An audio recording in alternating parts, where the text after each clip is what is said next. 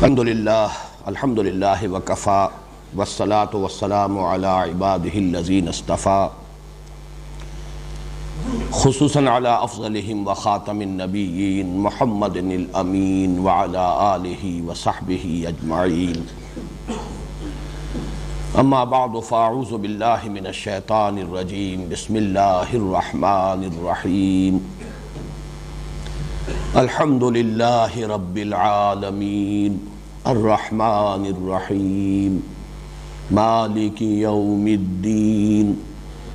ایاک نعبد و ایاک نستعین اہدنا الصراط المستقیم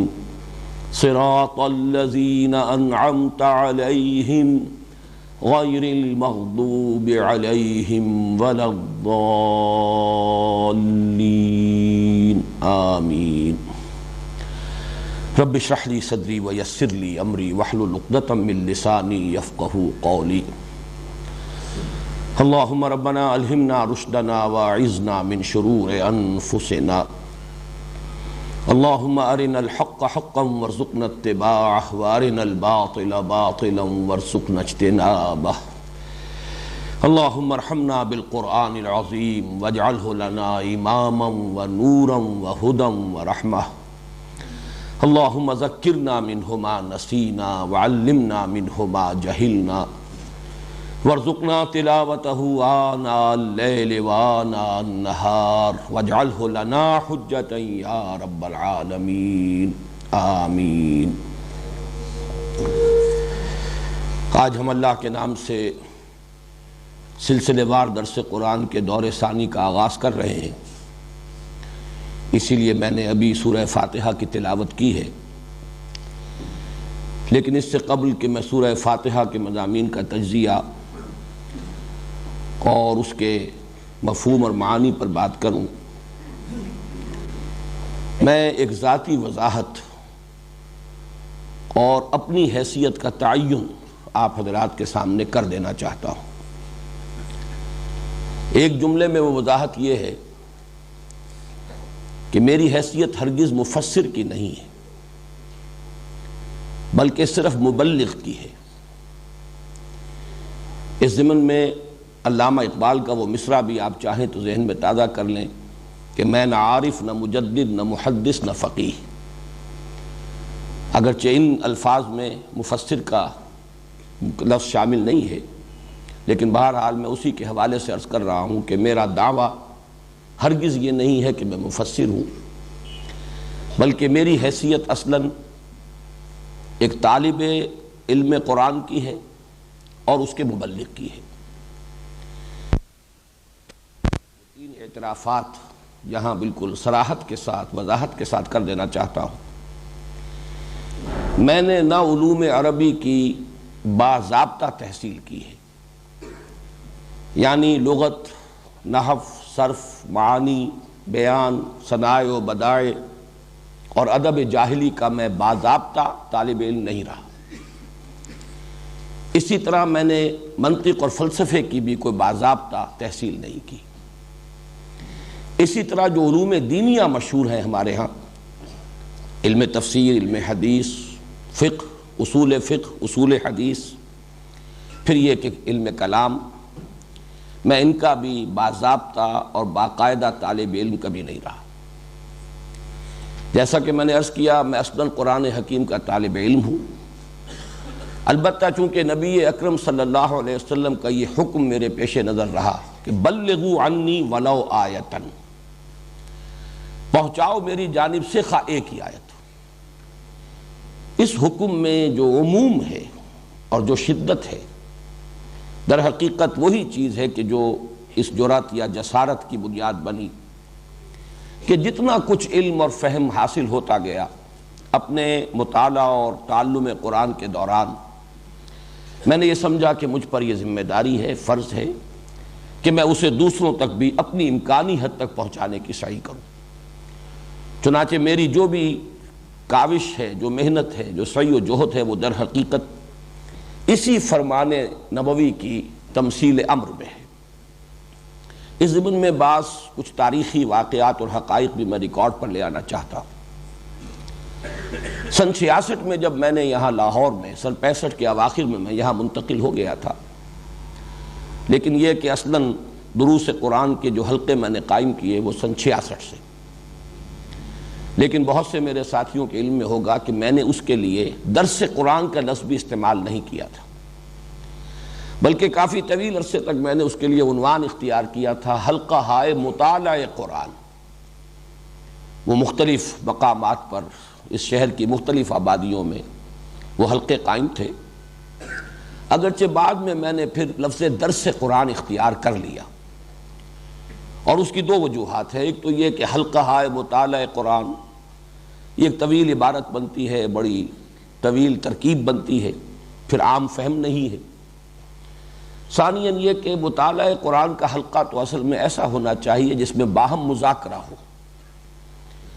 آپس میں گفتگو ہو، مبادلہ خیالات ہو، کچھ سمجھیں کچھ سمجھائیں۔ یہ انداز چونکہ نہیں ہوتا، یہ تو یک طرفہ ایک بیان ہے، لہذا اس کے لیے وہ لفظ موضوع نہیں تھا، مجبوراً میں نے کچھ عرصے کے بعد درس قرآن کی اصطلاح استعمال کر لی۔ اس کے علاوہ اس عرصے کے دوران بہت سے حضرات نے مجھ سے یہ نہ صرف سوال کیا کہ کیا آپ نے کوئی تفسیر لکھی ہے، بلکہ بہت اصرار کے ساتھ یہ فرمائش کی کہ آپ تفسیر ضرور لکھیے۔ جو بھی متاثر ہوا، جس نے بھی سمجھا کہ درس قرآن کا یہ اسلوب جو ہے یہ اس زمانے کے تقاضوں کو پورا کرتا ہے اور ذہنوں کو اس سے آسودگی اور اطمینان حاصل ہوتا ہے، تو خواہش ظاہر کی انہوں نے فطری طور پر کہ آپ تفسیر لکھیں۔ میرا جواب ہمیشہ یہ رہا کہ نمبر ایک، میں اس کا اہل نہیں، میرا یہ مقام نہیں، میں مفسر نہیں، اور نمبر دو یہ کہ تفسیریں بہت ہیں، میرے نزدیک اس دور کے بھی تقاضے پورے ہو گئے ہیں، لوگوں نے جو کام کیا ہے وہ کفایت کرتا ہے۔ میری جو کاوش ہے اور میری جو محنت ہے وہ یہ ہے کہ تفسیروں کے پڑھنے والے لوگ پیدا ہو جائیں۔ تفسیریں لکھی ہوئی ہیں، رکھی ہوئی ہیں، لیکن ان کی طرف رجوع نہیں ہے، وہ جذبہ پیدا ہو جائے، طلب پیدا ہو جائے، لوگ اس کے لیے وقت صرف کرنے کے لیے آمادہ ہو جائیں، ایک علمی ذوق پیدا ہو جائے۔ میری ساری قد و کاوش جو ہے اس کا اصل ہدف یہ ہے، ورنہ تفسیروں کی میرے نزدیک کوئی کمی نہیں ہے۔ اس سے بھی آگے بڑھ کر میں یاد دلا رہا ہوں، سن 80 سے سن 82 تک اس ملک میں پاکستان ٹیلی ویژن پر درس قرآن کے ضمن میں یا بیان القرآن کے ضمن میں میرا ڈنکا بجتا رہا، بلکہ یوں سمجھیے کہ بالکل ایک ہی معاملہ تھا، بس ایک ہی شخص جو ہے اس حیثیت سے متعارف ہوا ہے اس طویل عرصے کے دوران، اور پورے پاکستان کے جتنے بھی ٹیلی ویژن سٹیشنز ہیں ان سے وہ پروگرام نیشنل ہوک اپ پر وہ ٹیلی کاسٹ ہوتے تھے۔ تو میری اس حیثیت سے شہرت جو ہے اس وقت بام عروج پر تھی۔ اس وقت ایک پبلشر نہایت مصر رہے، حد درجے اصرار کرتے رہے کہ آپ ایک ترجمہ کر دیجئے قرآن کا، اور میں نے جب کہا کہ میں اس کا اہل نہیں ہوں اور ترجمے بہت ہیں، تو انہوں نے کہا کہ آپ ایسا کیجئے 2 4 6 ترجمے سامنے رکھ کے بس ترجمہ کر دیجئے، اس لیے کہ انہیں یہ محسوس ہوتا تھا کہ اس وقت ایک طلب ہے، مارکیٹ ہے، اگر اس شخص کے نام سے کوئی ترجمہ آ گیا بازار میں تو وہ ہاتھوں ہاتھ بک جائے گا۔ لیکن میرا جواب وہی رہا کہ ہرگز نہیں، نہ میں اپنا یہ مقام سمجھتا ہوں، بلکہ میں تراجم کے ضمن میں بھی بسا اوقات جو دوسرے مترجمین ہیں، شاہ عبد القادر، شاہ رفیع الدین، پھر جو اس دور میں اس صدی کے مترجمین ہیں، میں تو ان سے مدد لیتا ہوں۔ میں اتنی عربی زبان کی قابلیت کا دعویٰ نہیں رکھتا کہ جو غرائب قرآن ہیں، ایک تو ہے عام قرآن مجید کے الفاظ اور بالعموم جو ہے اصطلاحات اس کی جو بار بار آتی ہیں، اس کا تو الحمدللہ پورا فہم مجھے حاصل ہے، لیکن بہت سے مقامات آتے ہیں جہاں تحقیق کی ضرورت ہوتی ہے، تو اس مقام پر میں خود محتاج اپنے آپ کو پاتا ہوں کہ میں انہی مترجمین کے ترجموں سے مدد حاصل کرتا ہوں۔ اسی ضمن میں ایک بات اور بھی عرض کر دوں کہ میں نے جب قرآن اکیڈمی قائم کی، پھر قرآن کالج، جس کے سر پر یہ تاج جو ہے قرآن آڈیٹوریم کا رکھا گیا ہے، میں نے اس کے ضمن میں بارہا یہ بیان کیا ہے اپنی گفتگوؤں میں، تقریروں میں، اکیڈمی میں جب ہمارے کورسز چلتے تھے، یا یہاں قرآن کالج میں اب 1 ایئر کورس ہے، یا طلبہ ہیں اس کالج کے، تو میں ان کے سامنے 6 اصطلاحات ہمیشہ رکھتا رہا ہوں کہ ہمارا ہدف کیا ہے، ہم کیسے لوگ چاہتے ہیں کہ اس اکیڈمی سے اور اس قرآن کالج سے پیدا ہوں۔ تو اس میں اوپر سے نیچے تک ایک بڑا سپیکٹرم ہے کہ ہمارا سب سے اونچا ہدف، اعلیٰ ہدف تو یہ ہے کہ تخلیق کی صلاحیت رکھنے والے، کریٹیو ورک، وہ یہاں سے پیدا ہو، جو ایک نیا علم وجود میں لا سکے، یا یوں کہیے کہ علم کو مسلمان کر سکے، ایک نئی علم نفسیات، ایک نیا علم اقتصادیات، ایک نیا فلسفہ، ایک نیا علم اخلاقیات۔ یہ جو سوشل سائنسز میں اور جو اس وقت کی ہماری اصل جو گمراہی کے میدان ہے نوع انسانی کے، اس میں نئے علوم کو پیدا کرنا، اس کے لیے کریٹیو صلاحیت اور کریٹیو جینیس کے لوگ درکار ہیں۔ اور ظاہر بات ہے کہ وہ شاذ ہوتے ہیں، لیکن یہ کہ ہمیں اپنے ہدف میں ٹاپ پر اسی کو رکھنا ہے، یہ ہمارا سب سے اونچا مقصد ہے۔ اس سے ذرا نیچے اتریے تو محقق، تحقیقی کام، ریسرچ ورک، یہ دوسرے درجے کی شے ہے۔ تخلیقی کام کا تعلق مستقبل سے ہوتا ہے، آئندہ کے لیے کوئی نئی شے پیدا کرنا، نئی شے بنانا، نئے راستے کھولنا۔ تحقیق کا کام ہوتا ہے ماضی سے متعلق، گہرائی میں آدمی اترے، مطالعہ کرے، لائبریریوں کو چھانے،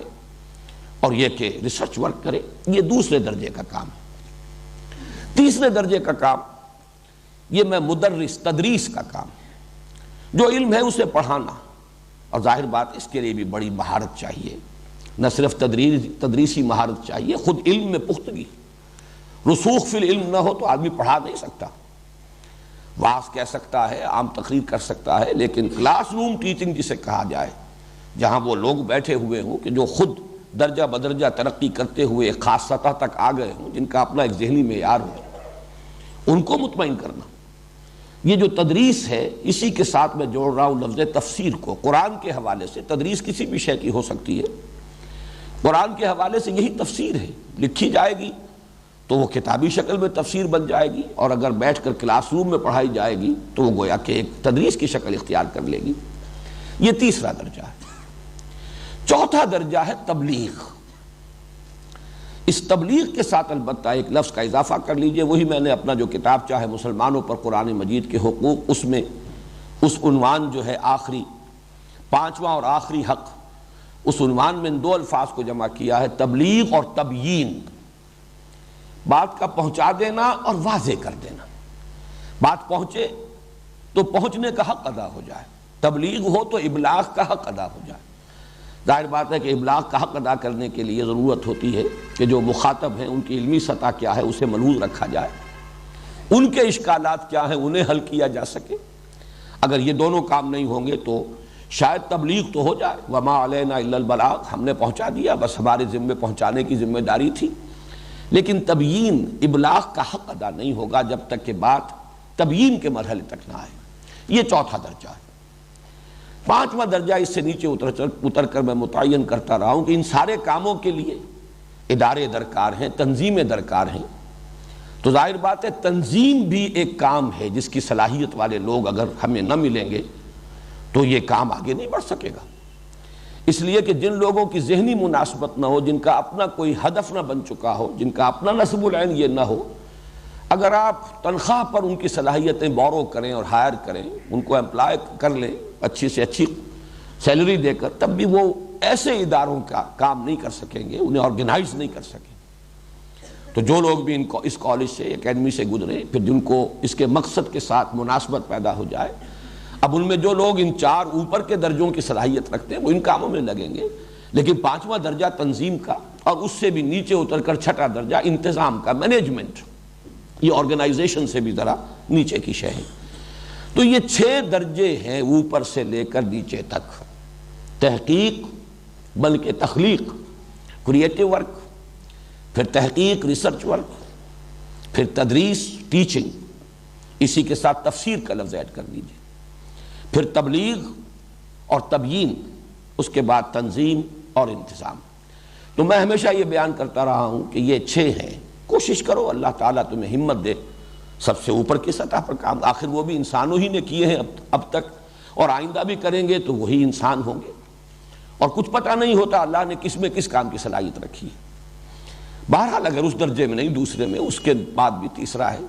تو میں نے یہ ساری بات اس لیے اس وقت آپ کے سامنے رکھی ہے کہ میں اپنے آپ کو چوتھے درجے کا آدمی سمجھتا ہوں۔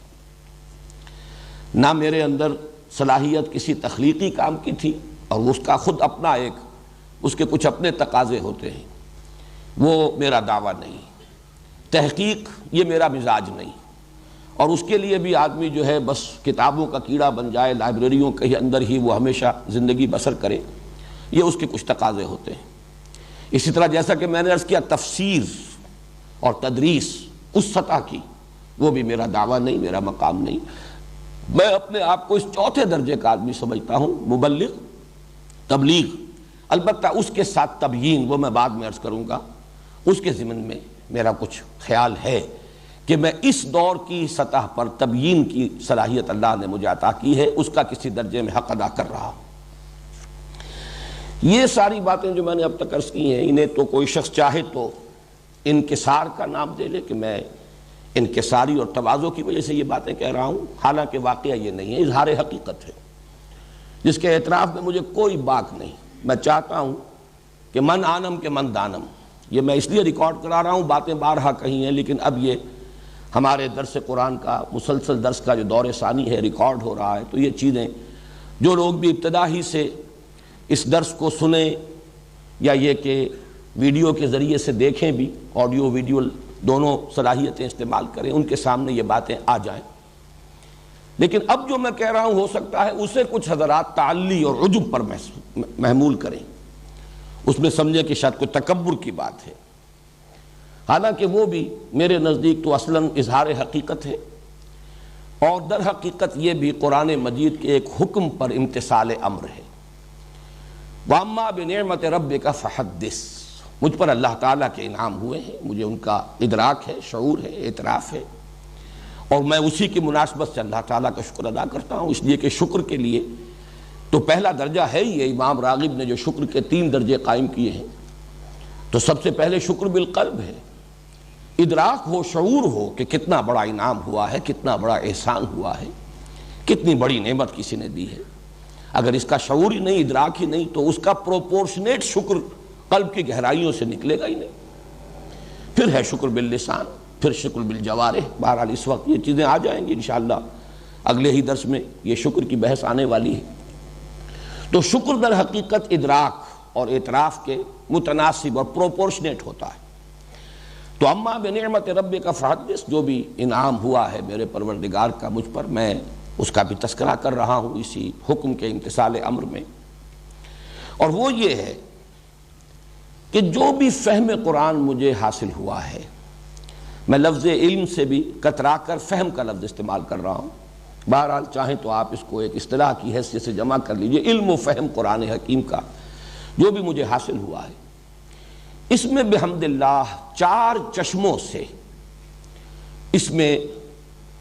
علم اور فہم کے 4 چشمے ہیں جو جمع ہوئے ہیں، ان سے اس حوض میں آ کر پانی جمع ہوا ہے۔ اور میں آج سوچ رہا تھا تو یہ چیزیں چونکہ میرے ذہن میں آئیں تو میں آپ کے سامنے بیان بھی کر رہا ہوں کہ میرے سامنے تشبیہ آئی، قرآن حکیم میں جنت کے 3 چشموں کے نام دیے گئے ہیں، کوثر ہے،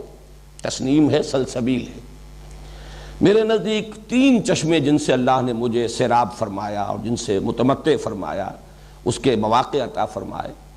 کوثر و تسنیم و سلسبیل کی ساتھ اس کی ایک مشابہت ہے، علم قرآن سے بڑی دولت اور کوئی ہے نہیں۔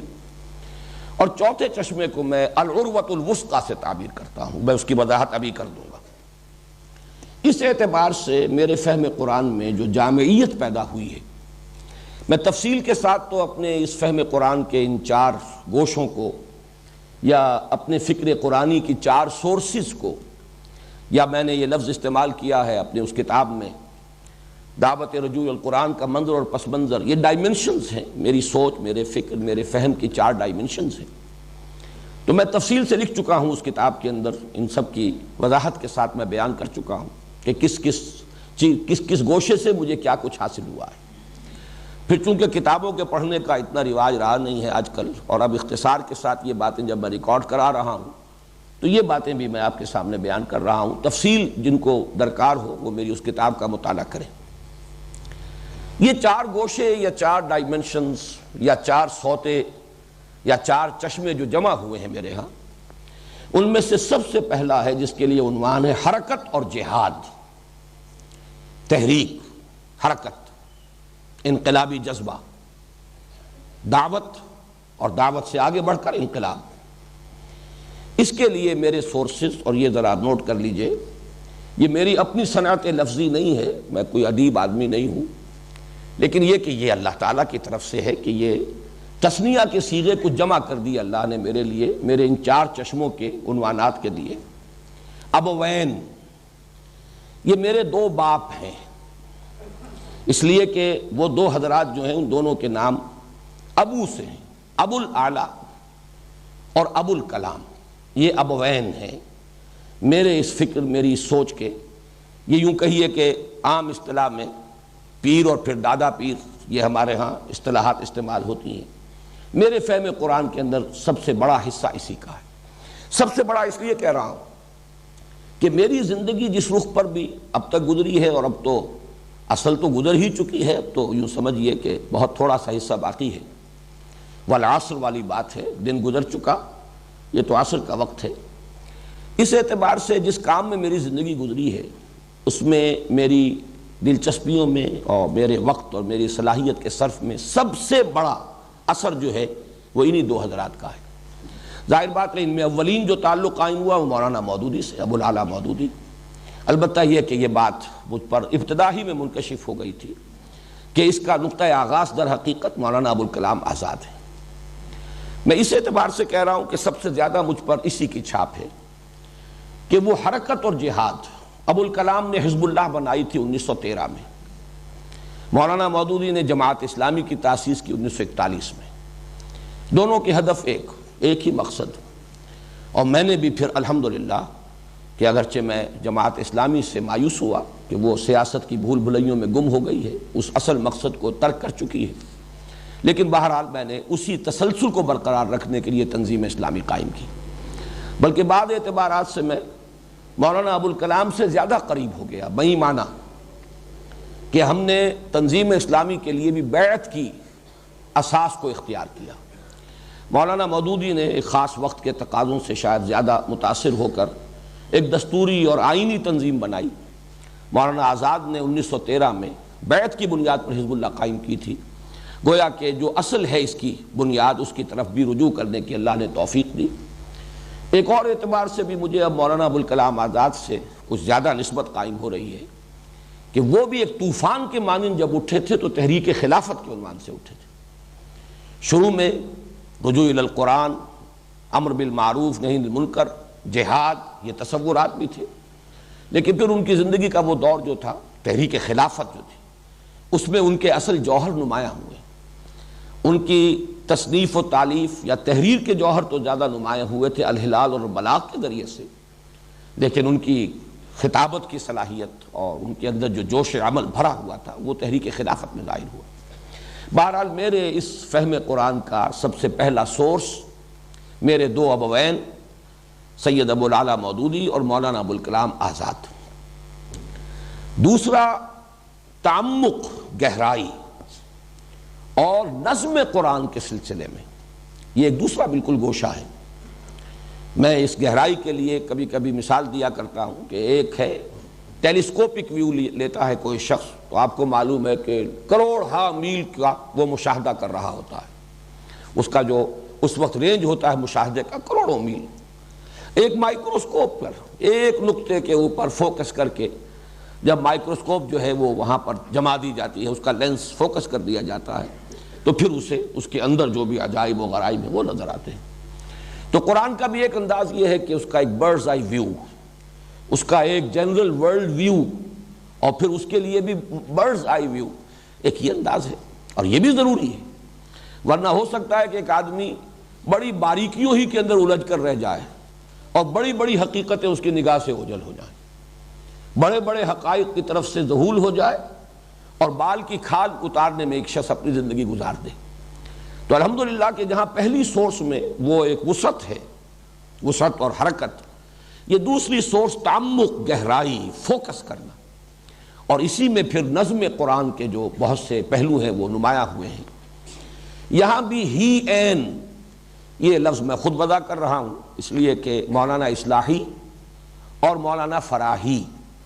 یہ دو اسی نام کی مشابہت سے، جیسے ابو کے مناسبت سے میں نے ابوین کہا ہے، تو یہ ہی این یہ میری دوسری سورس ہے، نظم قرآن، اور اس کے اعتبار سے قرآن مجید کے علم و فہم کی جو ڈائمنشن ہے جو سامنے آتی ہے۔ تیسرا ہے فکر جدید کے حوالے سے، اور فکر جدید کے حوالے سے دو کام ہیں جو اصل میں کرنے کے ہیں، اور ان میں جو بھی مجھے حاصل ہوا ہے وہ بھی دو شخصیتوں کا میں ابھی نام لوں گا، وہ دکترین ہیں، میں عربی تلفظ استعمال کر رہا ہوں، دکترین، دو ڈاکٹرز ہیں، لیکن یہ کہ وہ فکر جدید کے حوالے سے کرنے کا کام کیا ہے؟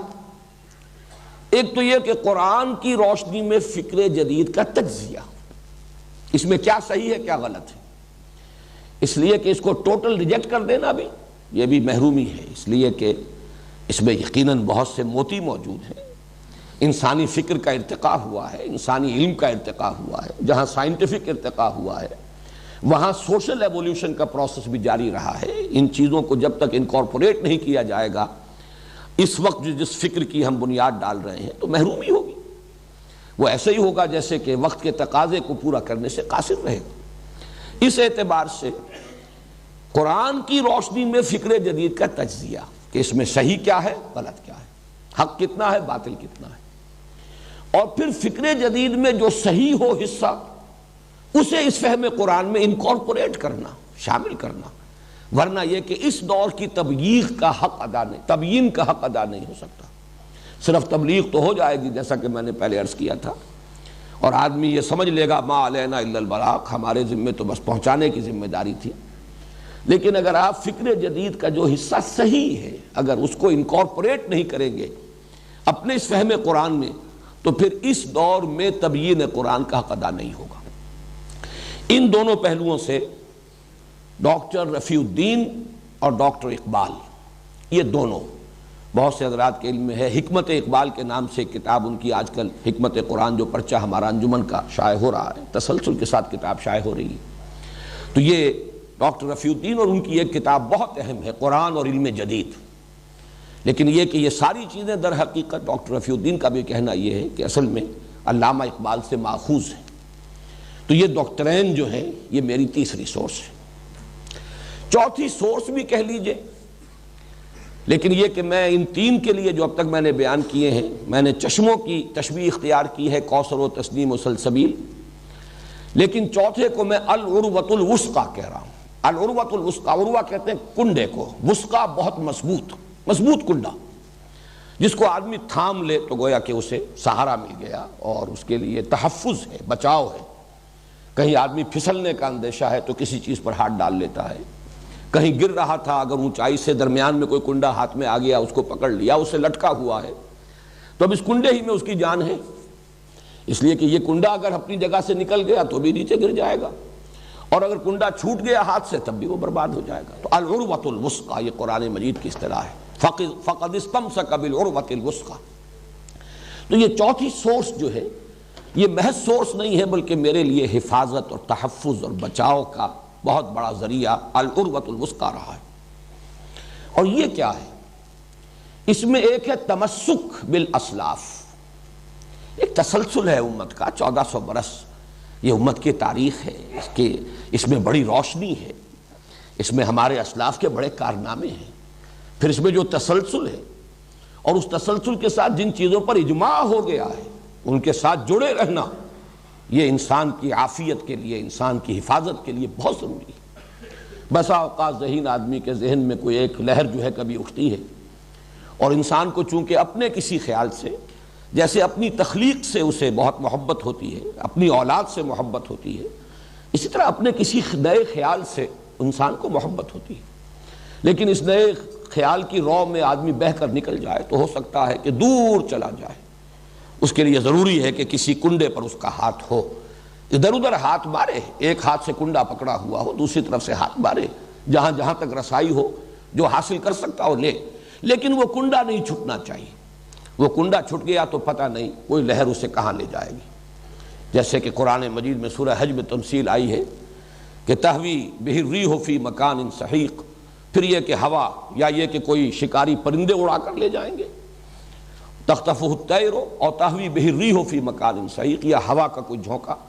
یا یہ کہ جس جہاز کا لنگر نہ رہا ہو اسے کوئی لہر جو ہے لے جائے گی اور کسی طرف بھی اس کو چلا دے گی۔ تو یہ العروۃ الوثقیٰ، یہ میرے دو شیخین ہیں۔ اب یہ دیکھیے، یہ بھی صنعت لفظی ہے اگرچہ، لیکن میری نہیں ہے، ایجاد بندہ نہیں ہے۔ شیخ الاسلام مولانا شبیر احمد عثمانی رحمہ اللہ، پاکستان کے پہلے اور آخری شیخ الاسلام، اور ان کے استاد شیخ الہند رحمہ اللہ، جنہیں کہ میں 14ویں صدی کا سب سے بڑا مجدد سمجھتا ہوں، 14ویں صدی ہجری کا۔ یہ شیخین ہیں، شیخ الہند کا ترجمہ اور علامہ شبیر احمد عثمانی شیخ الاسلام، ان کے حواشی، تقریباً 5 پارے کے حواشی بھی حضرت شیخ الہند کے ہیں، بقیہ 25 پاروں کے حواشی وہ ہیں شیخ الاسلام علامہ شبیر احمد عثمانی رحمۃ اللہ علیہ۔ یہ میرے لیے العروۃ الوثقیٰ ہے۔ اس میں تمسک بالاسلاف کے ساتھ ایک اور چیز ایڈ کر لیجئے، اور وہ ہے تصوف۔ دین کی کچھ باطنی حقیقتیں ہیں، کچھ قلبی کیفیات ہیں جو مطلوب ہیں۔ ایک دین کا ظاہر ہے، وہ بھی اپنی جگہ بڑا اہم ہے، بہت ضروری ہے۔ جیسے عبادت کے 2 جز ابھی سورہ فاتحہ میں انشاءاللہ اگلے ہفتے یہ زیر بحث آئیں گی باتیں۔ عبادت کے 2 جز ہیں، ایک اس کا جسد ظاہری ہے، وہ ہے اطاعت، اللہ کی کلی اطاعت۔ ایک اس کی روح باطنی ہے، وہ ہے محبت۔ اب یہ محبت کچھ اور شے ہے۔ اطاعت مجبوراً بھی ہو جاتی ہے، مارے باندھے کو بھی ہو جاتی ہے، لیکن محبت ایک اور ہی شے ہے۔ جب تک کہ کسی کو اس کا تجربہ نہ ہو، اس کی کیفیت کو کوئی انسان بیان نہیں کر سکتا۔ چوں معاملہ نہ دارت سخن آشنا نہ باشد۔ تو یہ جو باطنی حقیقت ہے اور یہ جو چاشنی ہے ان دین کے اس پہلو کی، اس کے لیے ہمارے ہاں چونکہ متداول اصطلاح چلی آ رہی ہے، اگرچہ وہ قرآن کی نہیں ہے، حدیث کی نہیں ہے، لفظ تصوف۔ تو تمسک بالاسلاف اور تصوف، یہ جو بھی کچھ میرے ہاں اگر ہے، میرے فہم میں، میرے فکر میں، میری سوچ میں، میرے دروس میں، ان حقائق کا اگر کوئی بیان ہے تو اس کے ضمن میں میری سورس یہ شیخین ہیں، شیخ الاسلام مولانا شبیر احمد عثمانی رحمہ اللہ اور شیخ الہند حضرت مولانا محمود حسن دیوبندی رحمۃ اللہ علیہ۔ ان چاروں کو اعتبار سے اور ان چاروں گوشوں سے جو کچھ مجھے حاصل ہوا ہے، اس کی بنا پر اب اسے دعویٰ کہہ لیں، تعلی کہہ لیں، جو چاہیں کہہ لیں، میں یہ محسوس کرتا ہوں، مجھے اس کا ادراک ہے، شعور ہے، اور میں بے باکی کے ساتھ یہ بات آپ کے سامنے کہہ رہا ہوں کہ الحمدللہ کہ ایک جامعیت کبریٰ ہے جو اللہ تعالیٰ نے میرے فہم کے اندر عطا فرمائی ہے، اور یہی وہ شے ہے جو سب سے زیادہ اس دور میں ضروری ہے، اس لیے کہ مختلف پہلوؤں سے کوششیں لوگوں نے کی ہیں، لیکن ان کو جمع کرنا، ان کی جامعیت، یہ اگر نہیں ہوگی تو جو اصل تقاضا ہے اس دور میں تبلیغ و تبیین قرآن کا، وہ پورا نہیں ہوگا۔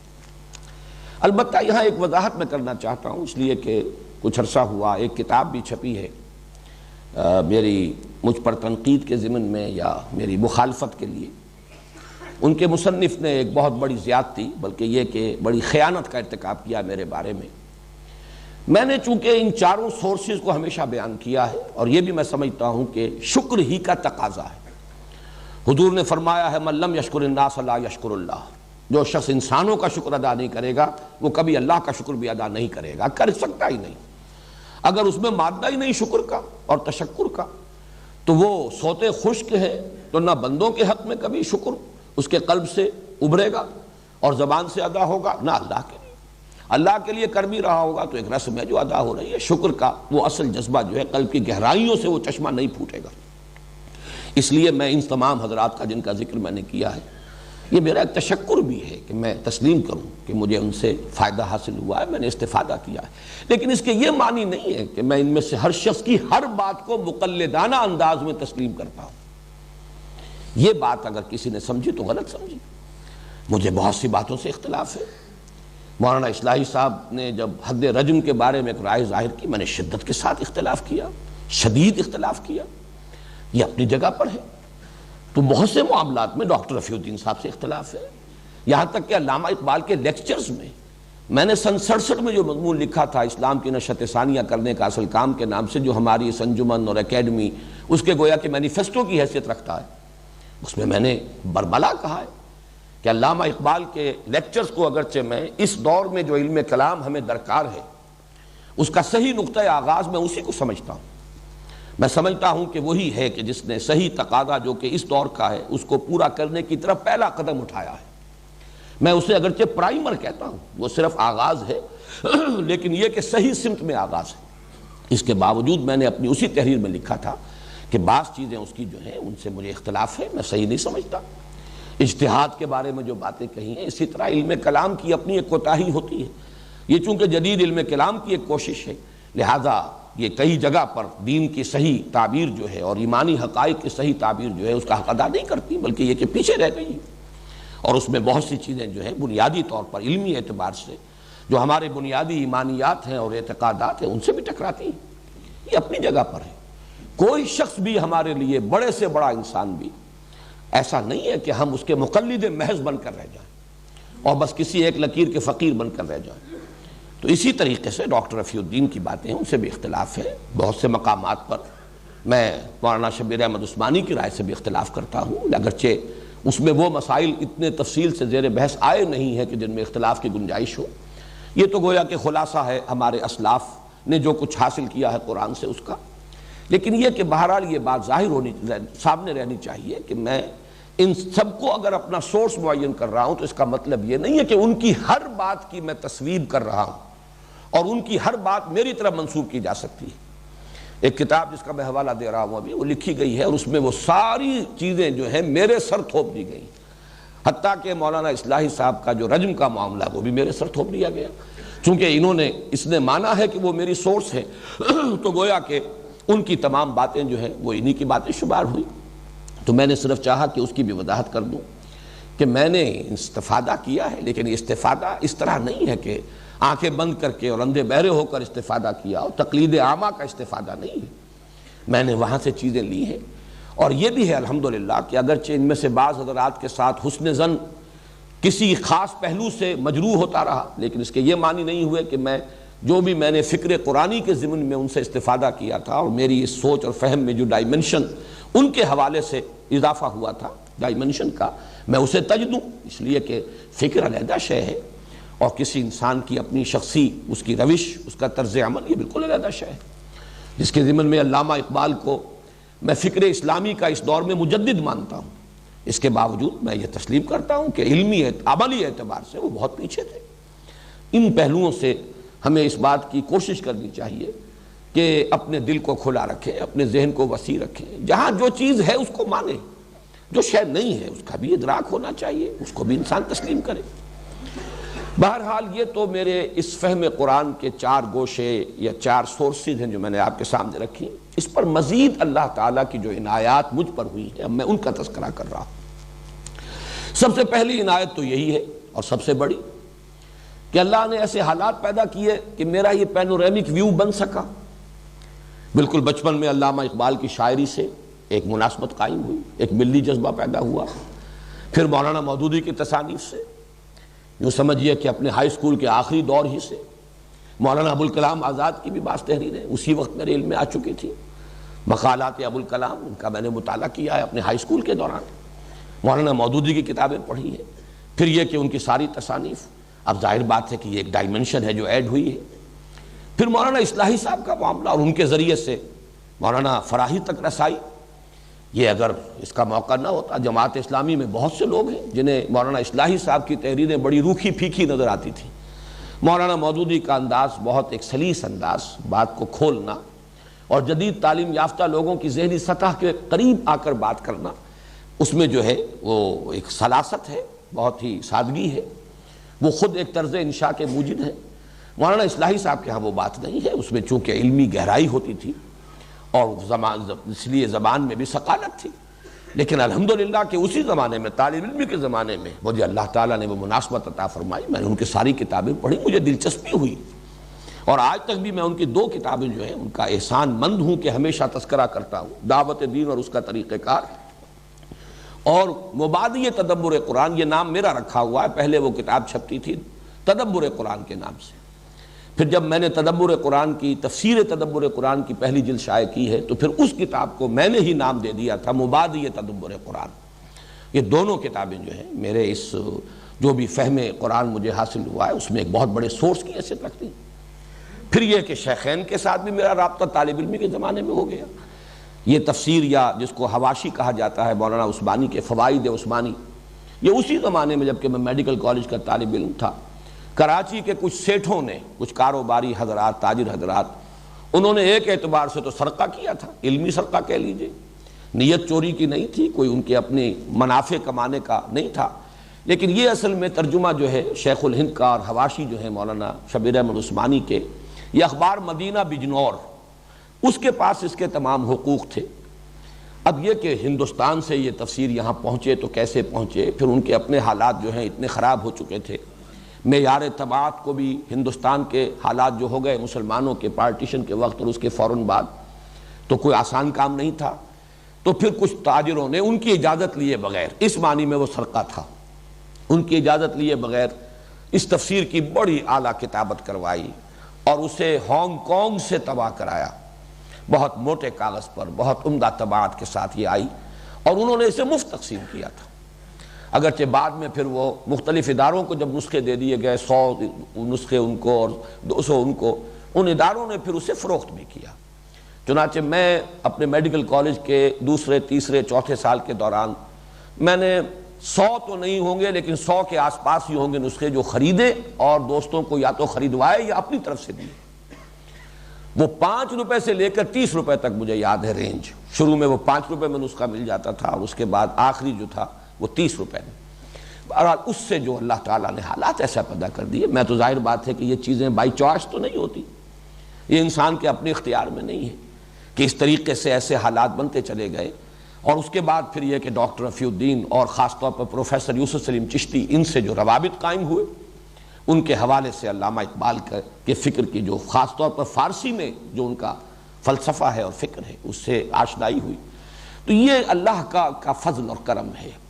اسی کی طرف سے یہ حالات ہوتے ہیں۔ لہذا سب سے بڑی تو یہی مجھ پر اللہ کی عنایت ہے۔ میں اس کے لیے عرض کروں گا کہ قرآن مجید میں جیسے کہ سورہ بنی اسرائیل میں آیا ہے حضور سے خطاب کر کے، ان فضلہ کان علیک کبیرا، اے نبی آپ پر اللہ کا بہت بڑا فضل ہوا ہے۔ تو اس کا ایک عکس، چاہے وہ ادنا عکس ہے، میں سمجھتا ہوں کہ مجھ پر بھی اللہ تعالیٰ کا یہ کرم ہوا ہے کہ یہ کیفیات اور حالات ایسے ہو گئے کہ میں ان تمام گوشوں سے واقف ہوا۔ مزید جو اس پر ہے وہ اللہ نے جو میرا مزاج بنایا ہے، یہ بھی اسی کی عطا ہے، اسی کے دین ہے، اس میں انسان خود اپنے مزاج کا بنانے والا نہیں ہے۔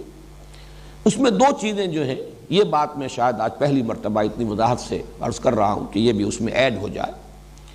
کہ ایک ذہن مجھے منطقی عطا کیا۔ میں نے منطق کبھی پڑھی نہیں ہے، لیکن منطق کا پڑھنا اور اس کو یاد کر لینا اور ہے، اور ذہن کا منطقی ہونا از خود یہ اور شے۔ اللہ نے مجھے منطقی ذہن عطا کیا، اور نمبر 2 فلسفیانہ مزاج عطا کیا۔ میں فلسفے کا بھی باضابطہ طالب علم کبھی نہیں رہا، لیکن ایک ذوق ہوتا ہے، ایک مزاج ہوتا ہے۔ میں ذرا اس کا ایک مزید وضاحت کر دوں۔ منطق اصل میں نام ہے تحلیل اور تجزیے کا، اگرچہ استقرائی منطق بھی، یہ بھی منطق ہی کی ایک شاخ شمار ہوتی ہے، لیکن اصل منطق جو ہے جس کا کہ یوں سمجھیے کہ سکہ رواں رہا اور دور دورہ رہا، وہ تو استخراجی منطق ہے۔ میں آج سے یہ طے کی گفتگو بس اب اختتام کو پہنچ رہی ہے، تو میں یہ عرض کر رہا تھا کہ اللہ تعالیٰ کی دین، اس کی عطا، اس کا جو فضل مجھ پر ہوا ہے کہ ذہن منطقی اور مزاج فلسفیانہ۔ مراد کیا ہے؟ منطق در حقیقت نام ہے تجزیے کا اور تحلیل کا،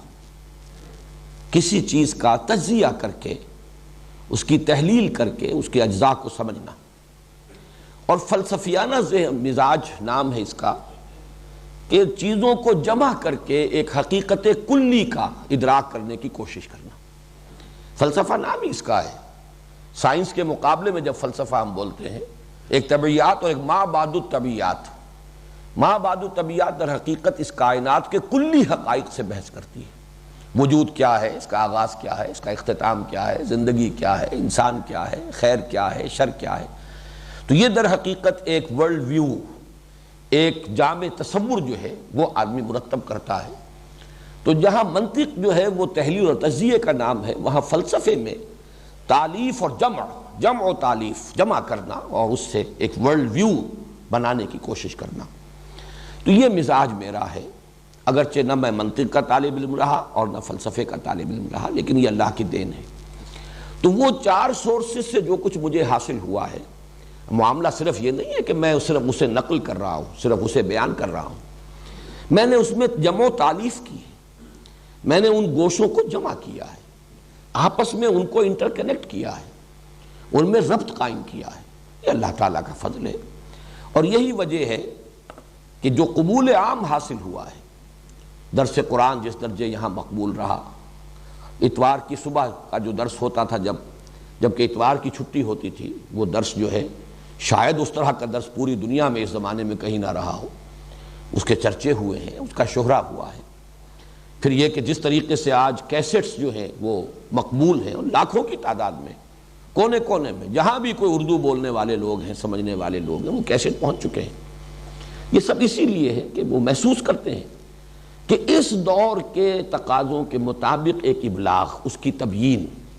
اس کا کسی درجے میں حق ادا ہوتا ہے۔ چنانچہ میرے شدید ترین ناقدین نے بھی، میں نے یہ چیزیں نقل بھی کی ہیں اپنے اس کتاب میں، دعوت رجوع القرآن کا منظر اور پس منظر، انہوں نے بھی یہ اعتراف کیا ہے کہ تمہارے درس سے ہر شخص کچھ نہ کچھ لے کر ضرور اٹھتا ہے، یعنی مختلف مزاج کے لوگ آتے ہیں، لیکن یہ کہ مختلف مزاج کے لوگوں کو کچھ نہ کچھ ملتا ہے، انہیں کچھ غذا ملتی ہے۔ ظاہر ہے کہ اگر ملے نہ تو پھر دوبارہ کو پلٹ کر نہیں آئے گا، کوئی نہ کوئی ذہنی ہم آہنگی ہوتی ہے، کوئی انسان کو محسوس ہوتا ہے کہ مجھے کچھ ملا ہے، کوئی مناسبت قائم ہوتی ہے، کوئی فائدہ نظر آتا ہے، تبھی آدمی پلٹ کر آتا ہے، ورنہ کون اپنا وقت، آج کل دنیا میں جو سب سے قیمتی شے ہے وہ تو وقت ہے، سب سے زیادہ جس کی سکیرسٹی ہے، جس کا فقدان ہے، جس کی کمیابی اور نایابی ہے، وہ تو فرصت ہے۔ اس اعتبار سے اگر لوگ یہ وقت صرف کرتے ہیں تو اس لیے کرتے ہیں کہ وہ محسوس کرتے ہیں کہ کچھ ملتا ہے، کچھ حاصل ہوتا ہے۔ ذالک فضل اللہ یؤتیہ من یشاء، جیسا کہ میں نے عرض کیا تھا کہ اس کو تعلی پر بھی محمول کریں، مجھے اعتراض نہیں ہوگا، اس سے دعویٰ اور ادعا کہیں تو بھی میں آپ سے اس پہ الجھوں گا نہیں، لیکن میرے نزدیک جہاں وہ ایک حقیقت میں نے بیان کر دی کہ میں باضابطہ طالب علم نہیں رہا ہوں، نہ علوم عربی کا، نہ علوم دینیہ کا، نہ میں نے فلسفہ پڑھا، نہ میں نے منطق پڑھی، میں تو طالب علم رہا ہوں جیسا آپ کو معلوم ہے۔ ویسے ایم اے اسلامیات تو کر لیا تھا، لیکن میں سمجھتا ہوں کہ اس کا تو ذکر کرنا بھی در حقیقت اس پوری گفتگو میں اس کا بالکل غیر متعلق سی بات ہے، وہ کوئی کسی درجے میں بھی وہ کوئی حیثیت اس کی نہیں ہے، اگرچہ کراچی یونیورسٹی میں فرسٹ بھی آ گیا تھا، لیکن وہ تو میں نے بھاگتے دوڑتے ایسے ہی، صرف یہ کہ بغیر کچھ پڑھے لکھے، سوائے اس کے کہ فقہ کی ایک کتاب تو میں نے کچھ دن پڑھی ہے، لیکن باقی یہ کہ اس کے لیے کبھی کچھ پڑھنے لکھنے کا معاملہ نہیں ہوا۔ یہ چیزیں تو ہمارے ہاں علم اس درجے گر چکا ہے، علم کی سطح اتنی گر چکی ہے کہ یہ جو کچھ آج کل کی ڈگریاں ہیں ان کا میں تذکرہ بھی نہیں کرنا چاہتا، لیکن میری اصل تعلیم جو تھی وہ تو ظاہر بات ہے کہ کچھ سائنس کی تھی، کچھ پھر طب کی تھی۔ بہرحال یہ میں نے اپنے ایک ذاتی حیثیت کا تعین جو ہے میں نے ضروری سمجھا کہ اب جو ہم یہ درس قرآن سلسلے وار شروع کر رہے ہیں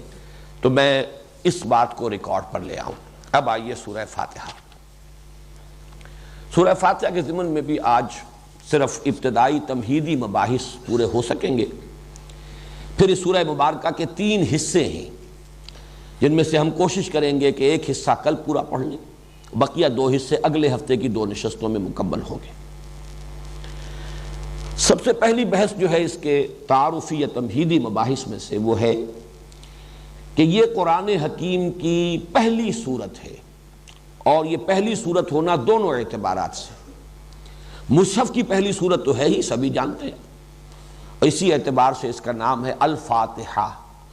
فتح کہتے ہیں کھولنے کو، فتح یفتح کھولنا، مفتاح کہتے ہیں کنجی کو جس سے تالا کھل جائے، چابی۔ الفاتحہ کھولنے والی،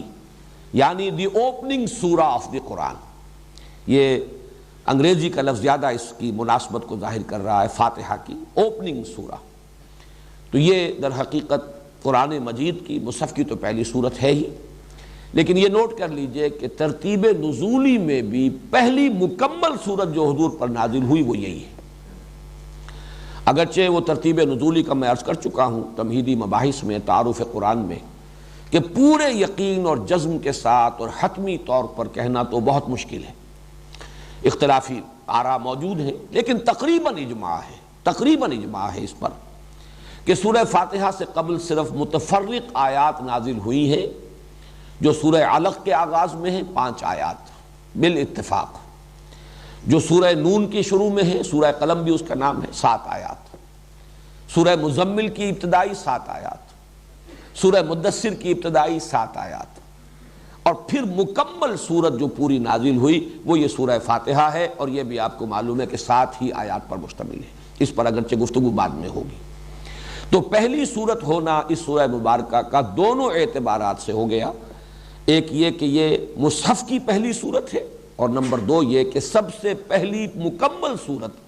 جو حضور صلی اللہ علیہ وسلم پر نازل ہوئی وہ سورہ فاتحہ ہے۔ دوسری بحث ہے اس کے نام، جیسا کہ میں نے اس سے پہلے بھی بیان کیا ہے، عربوں کا ایک خاص ذوق تھا نام رکھنا کثرت سے، جس چیز سے محبت ہو جائے اس کے بہت سے نام ہوں گے، اس کی ایک ایک ادا، اس کا ایک ایک وصف، اس کی ایک ایک صفت کے حوالے سے اس کے نام بناتے چلے جانا۔ چنانچہ اس سورہ مبارکہ کے بھی متعدد نام ہے، بلکہ متعدد کا لفظ تو ہلکا ہے۔ علامہ جلال الدین سیوطی نے 25 نام جو ہیں الاتقان فی علوم القرآن میں جمع کیے، ان میں سے جو موٹے موٹے ہیں وہ میں آپ کو بتا دیتا ہوں۔ الفاتحہ کو تو اس کے اسم علم ہونے کی حیثیت حاصل ہے، اس کا نام اگر لیا جائے گا جو بالکل ایکسکلوسیو ہے وہ ہے سورۃ الفاتحہ، میں بیان کر چکا ہوں وہ اس اعتبار سے بھی کہ اوپننگ سورہ ہے قرآن مجید کی۔ اس کے بعد اس کی جامعیت کے اعتبار سے 2 نام بہت معروف ہیں اور مشہور ہیں، ام القرآن اور اساس القرآن۔ اساس بنیاد کو کہتے ہیں جس پر کوئی عمارت تعمیر ہو،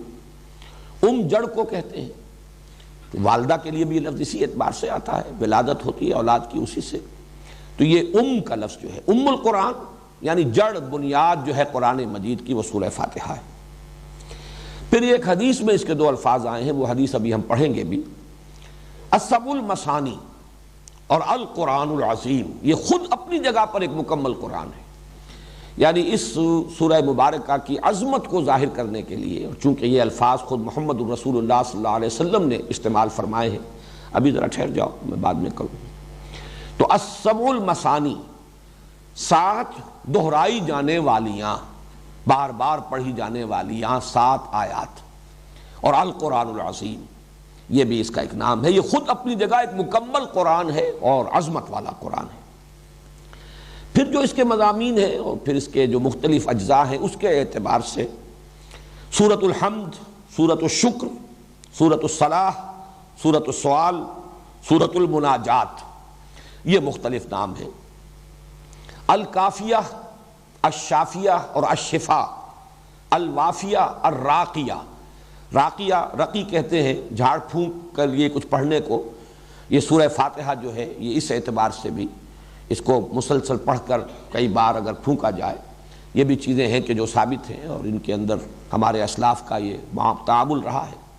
تو شافیہ شفا دینے والی، الشفا بھی اس کا نام ہے، سورۃ الشفا اور شافیہ۔ الکافیہ، یہ کافیہ بھی کفایت کرنے والی،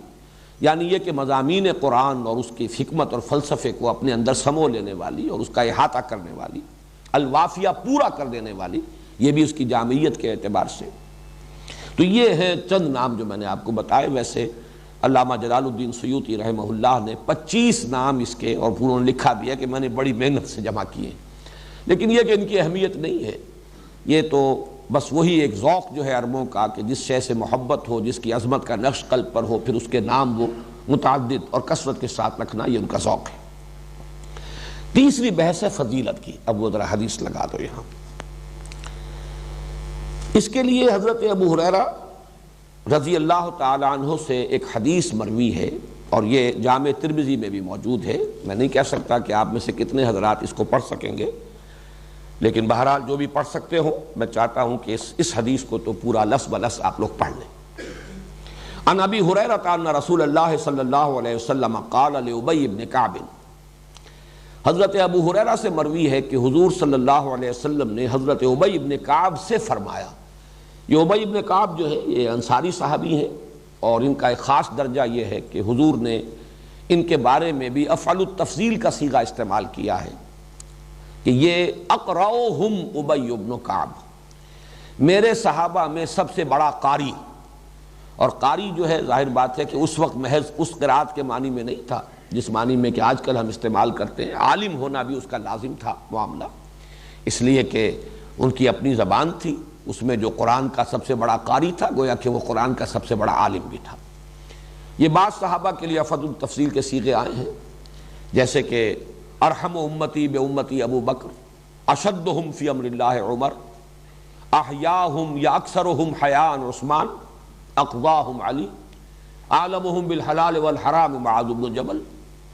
اصدقہم لہجۃ ابو ذر۔ اسی طریقے سے نوٹ کر لیجئے کہ اقرأہم ابی بن کعب رضی اللہ تعالی عنہ۔ تو ان سے حضور نے ایک سوال کیا، اتحب ان اعلمک سورۃ لم ینزل فی التوراۃ ولا فی الانجیل ولا فی الزبور ولا فی القرآن مثلھا، اے ابی کیا میں تمہیں وہ سورت نہ سکھاؤں جس کی مثل، جس کی نظیر نہ تورات میں نازل ہوئی، نہ زبور میں، نہ انجیل میں، نہ قرآن میں۔ مراد یہ ہے کہ قرآن میں بھی وہ منفرد ہے، اس کی عظمت والی صورت اور کوئی نہیں، اس کی سی عظمت والی صورت، یہ بے نظیر اور بے مثل صورت ہے، اس کی نظیر، اس کے مثل نہ قرآن میں، نہ تورات میں، نہ انجیل میں، نہ زبور۔ قال نعم یا رسول اللہ، تو حضرت ابی کا جواب کیا ہو سکتا تھا؟ حضور ضرور سنائیے، ضرور سمجھائیے، ضرور پڑھائیے، بتائیے مجھے وہ کون سی صورت ہے۔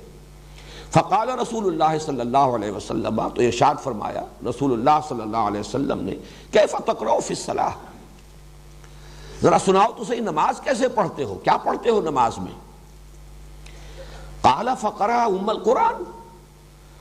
انہوں نے کہا کہ انہوں نے پڑھا پھر سورہ ام القرآن۔ اب یہاں دیکھیے وہ لفظ آ گیا، سورہ فاتحہ، ام القرآن، انہوں نے تلاوت کی۔ نماز تو میں ایسے پڑھتا ہوں، نماز میں سورہ فاتحہ پڑھتا ہوں۔ فقال رسول اللہ صلی اللہ علیہ وسلم، تو حضور نے ارشاد فرمایا، والذی نفسی بیدہ، اس ہستی کی قسم ہے جس کے ہاتھ میں میری جان ہے، ما انزلت فی التوراۃ ولا فی الانجیل ولا فی الزبور ولا فی القرآن مثلھا، اس صورت کے نظیر اور اس کے مثل نہ تورات میں، نہ انجیل میں، نہ قرآن میں، نہ زبور میں کبھی نازل نہیں ہوئی، بے مثل اور بے نظیر صورت ہے۔ وَإِنَّهَا سَبْعٌ مِّنَ الْمَثَانِي، یہی ہے سبع من المثانی، والقرآن العظیم، اور یہی ہے القرآن العظیم، عظمت والا قرآن، الذی اعطیتہ، جو کہ مجھے عطا کیا گیا ہے۔ رواہ الترمذی، یہ جامع ترمذی کی روایت ہے۔ یہ جو دو الفاظ ہے سبع من المثانی اور قرآن عظیم، یہ در حقیقت سورہ ہجر کی آیت میں وارد ہوئے ہیں۔ چنانچہ وہاں مضمون جو ہے آخری حصے میں سورہ ہجر کے وہ یہ ہے کہ اے نبی، جو کچھ لوگ آپ کو کہہ رہے ہیں، کوئی مجنون کہہ رہا ہے، کوئی اور کچھ کہہ رہا ہے، آپ اس پر ملول اور غمگین نہ ہوں۔ ہم نے یہ آسمان اور زمین بے مقصد نہیں بنائے، ہر شے کا نتیجہ نکلے گا، مجرموں کو بھی سزا مل کر رہے گی۔ اسی طریقے سے یہ دولت مند ہیں اور جو اس وقت سرداران قریش ہیں، جنہیں چودراہٹ حاصل ہے، اقتدار حاصل ہے، ان سے بھی آپ متاثر نہ ہو، ان کی ان چیزوں کو بھی نگاہ میں نہ لائیے۔ وَلَقَدْ آتَيْنَاكَ سَبْعًا مِّنَ الْمَثَانِي وَالْقُرْآنَ الْعَظِيمِ، ہم نے تو آپ کو 7 دی ہیں دہرائی جانے والیاں اور قرآن عظیم عطا کیا، یعنی اتنی بڑی دولت آپ کو دی ہے کہ کوئی دولت اس کے مقابلے میں کوئی حیثیت نہیں رکھتی، کسی کا اقتدار دنیا میں کسی اہمیت کا حامل نہیں، یہ آنی جانی چیزیں ہیں، فانی چیزیں ہیں، کسی شے کی کوئی وقت آپ کی نگاہ میں نہ ہو۔ ظاہر ہے یہ حضور سے کہا جا رہا ہے، لیکن اس میں مخاطب جو ہے وہ خود مسلمان ہیں، اور قیامت تک کے لیے لوگ ہوں گے جو بھی اس راستے پر آئیں۔ جب تک کہ نگاہوں میں ان چیزوں کی تحقیر کی کیفیت پیدا نہ ہو جائے، آدمی اس راستے پر چل ہی نہیں سکتا کہ جو راستہ قرآن کھولتا ہے انسان کے لیے۔ تو اس میں فرمایا کہ ہم نے آپ کو وَلَقَدْ آتَيْنَاكَ سَبْعًا مِّنَ الْمَثَانِي وَالْقُرْآنَ الْعَظِيمِ، سورہ ہجر کی آیت نمبر 87 ہے یہ۔ ہم نے تو آپ کو 7 عطا فرمائی ہیں دہرائی جانے والیاں اور قرآن عظیم عطا کیا ہے۔ تو حضور نے فرمایا جو مجھ پر اللہ نے جو اپنا احسان جتایا ہے، اپنا انعام جو ہے فرمایا ہے کہ ہم نے اتنی بڑی دولت آپ کو دی ہے، وہ یہی تو ہے، یہی سورہ فاتحہ ہے، ہے سبع المثانی، یہی ہے سبع مثانی، اور یہی ہے القرآن العظیم، بہت عظمت والا قرآن۔ یہاں میں یہ چیز بھی بیان کر دوں کہ مولانا اصلاحی صاحب اس آیت کا منشا یہ سمجھتے ہیں کہ وہ جو 7 گروپ میں بیان کر چکا ہوں، جن میں سے ہر گروپ جو ہے صورتوں کا، اس میں کچھ صورتیں مکی ہیں، کچھ مدنی ہیں، تو انہوں نے اس آیت سے مراد وہ لی ہے۔ مجھے ان سے اختلاف ہے، جہاں تک وہ بات ہے کہ 7 گروپ ہیں، مکی اور مدنی صورتوں کے 7 گروپ بنتے ہیں، اس سے اتفاق ہے، وہ میں تعارف قرآن کے ضمن میں تفصیل سے بیان کر چکا ہوں۔ لیکن ضروری نہیں کہ اس آیت میں مراد وہ ہو، جبکہ ہمارے پاس یہ مرفوع حدیث موجود ہے، صحیح حدیث ہے، قول ہے محمد الرسول اللہ صلی اللہ علیہ وسلم کا، تو ہمیں اس سے ادھر ادھر ہونے کی ضرورت نہیں ہے، بلکہ تقاضا ہے کہ ہم اس کے ساتھ اس سے ادھر ادھر نہ ہوں۔ باقی اپنی جگہ پر وہ کہ 7 گروپ ہیں، 7 منزلیں ہیں، یہ اپنی جگہ ہے، لیکن یہ اور خاص طور پر یہ بالاتفاق یہ جو صورت ہے سورہ ہجر، یہ تو مکی صورت ہے۔ مکی صورت میں ابھی پورا قرآن نازل کیا ہوا تھا، ابھی وہ 7 گروپ تھے ہی کہاں۔ ابھی تو یوں سمجھیے سورہ ہجر جو ہے وہ تو قرآن حکیم کی مکی صورتوں میں بھی ابتدائی دور کی مکیات میں سے ہے، اس لیے کہ یہ بالکل ابتدائی دور کی بات ہے کہ حضور کو مجنون کہا گیا۔ بعد میں تو کسی نے مجنون نہیں کہا، پھر وہ تو آغاز میں تھا خیال کہ شاید کوئی آسیب زدہ ہو گئے ہیں، کوئی جن آ گیا ہے، یہ جو کہہ رہے ہیں فرشتہ میں نے دیکھا ہے، فرشتہ آیا ہے، پتہ نہیں کوئی جن ہے جو ان کو نظر آ گیا ہے، یہ بات بالکل ابتدائی دور میں کہی گئی، بعد میں یہ باتیں نہیں رہی۔ اس اعتبار سے اس وقت وہ کہاں تھا قرآن اور کہاں اس کے وہ 7 گروپ، اس اعتبار سے ہمیں، اور میرے لیے تو اصول یہ ہے کہ جہاں ہمیں مرفوع حدیث صحیح مل جائے اس سے ادھر ادھر ہونا در حقیقت اپنے آپ کو فتنے کے خطرے میں مبتلا کرنا ہے۔ تمسک بالاسلاف جو میں نے آج کہا ہے اس میں جڑے رہنا، اور ظاہر بات ہے کہ اس میں سب سے بڑی بات تو حضور صلی اللہ علیہ وسلم کی مرفوع حدیث ہے۔ تو سب سے پہلی جو اس کی فضیلت کے لیے تو یہ حدیث جو ہے میں سمجھتا ہوں کفایت کرتی ہے۔ حضرت انس سے بھی ایک روایت ہے جو امام حاکم نے نقل کی ہے کہ حضور نے اسے افضل القرآن قرار دیا ہے، قرآن کی سب سے زیادہ فضیلت والی صورت۔ اسی طرح حضرت عبداللہ ابن عباس کا ایک قول نقل ہوا ہے کہ یہ ثلث قرآن، قرآن حکیم کے 2/3 کے مساوی ہے۔ اب دیکھیے کسی شے کی عظمت کو اور اس کے مقام اور مرتبے کو سمجھانے کے مختلف اسلوب ہو سکتے ہیں، یہ کوئی تولنے کے حساب سے نہیں ہے، لیکن حضور صلی اللہ علیہ وسلم نے اپنے ساتھیوں کو، اور ان میں آپ کو معلوم ہے کہ سب کے سب لوگ تو اس صلاحیت کے نہیں تھے کہ جو کسی چیز کی علمی قدر و قیمت کو جیسے کہ وہ ہے اس کو سمجھ سکتے کما حق ہو، ان میں وہ بھی تھے کہ جن کا اپنا فہم اور اپنی سوچ اس کا دائرہ زیادہ وسیع نہیں تھا، انہیں کوئی ایسی شے جو ہے اس کی تمثیل کی ضرورت تھی، ایسی شے سے تشبیہ اور تمثیل جو ان کی سمجھ میں آتی ہو۔ اب سورہ اخلاص کو کہا گیا ثلث قرآن، 1/3 قرآن، سورہ کافرون کو کہا گیا ربع قرآن، قرآن کا 1/4 حصہ، سورۃ الزلزال کو کہا گیا 1000 آیات کے برابر، یعنی یہ کہ سدس قرآن، قرآن کا 6واں حصہ تقریباً بن جاتا ہے۔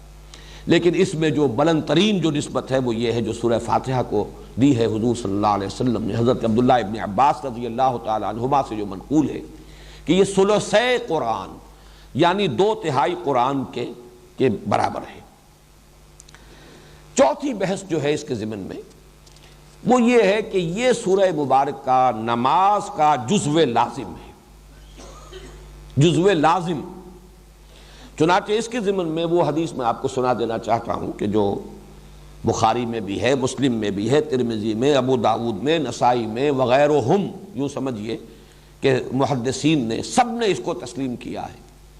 اور یہ حضرت عبادہ ابن صامت سے ہے رضی اللہ تعالی عنہ۔ وہ فرماتے ہیں کہ حضور نے ارشاد فرمایا لا صلاۃ لمن لم یقرأ بفاتحۃ الکتاب،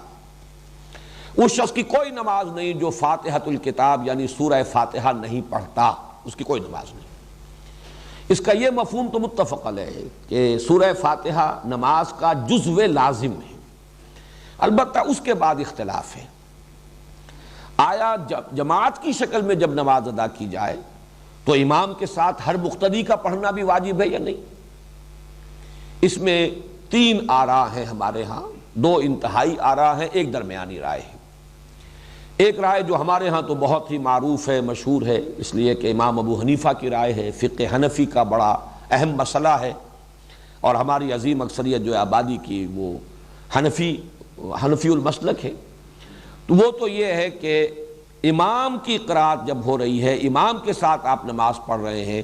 تو امام کی قرات ہی آپ کے لیے قرات ہے، آپ کو نماز نہیں پڑھنی۔ مقتدی کے لیے یہ سورہ فاتحہ جو ہے اس کا پڑھنا ضروری نہیں، بلکہ نہ صرف یہ کہ ضروری نہیں بلکہ نہ پڑھنا ضروری ہے۔ یہ انتہائی شدت ہے کہ جو حنفی مسلک میں اس بارے میں ہے، اور مثال وہ دیتے ہیں بڑی، یعنی ایک اعتبار سے تمثیل اور تشبیہ کے پہلو سے بہت یعنی معقول تشبیہ ہے